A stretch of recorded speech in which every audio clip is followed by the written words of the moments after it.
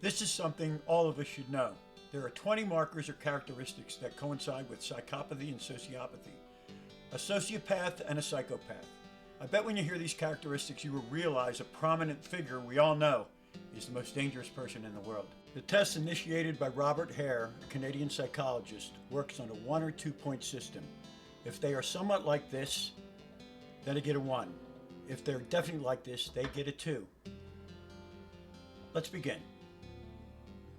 Glibness or superficial charm, being deceptive in speech or answers with confidence, making people think what you say is true.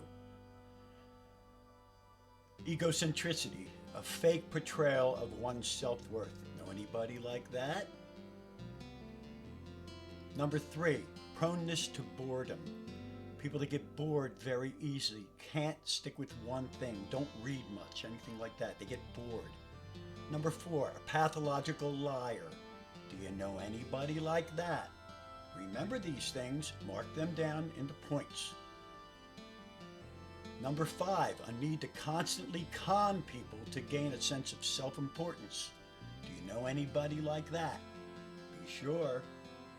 Number 6, a lack of remorse or guilt. Someone that never says they're sorry. Someone that never admits they were wrong. Know anybody like that? Number 7, lack of emotional depth.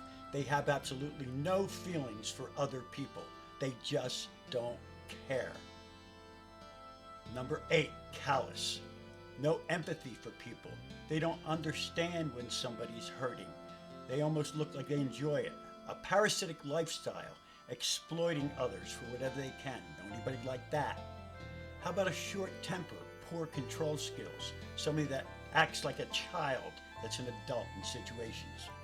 How about promiscuous sexual relations? They could be married several times and are still finding someone else. Early behavioral problems. Know anybody like that? Check it out. A lack of realistic or long-term plans. Know anybody like that? Impulsivity. Makes decisions without the knowledge of being correct or not.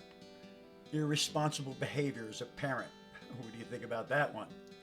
How about frequent marriages, more than 2 marriages? Know anybody like that? Juvenile delinquency, problems as a child. Check that out. Failure to accept responsibility for anything, blames everything on everybody else. Know anybody like that? Other criminal offenses. Know anybody like that?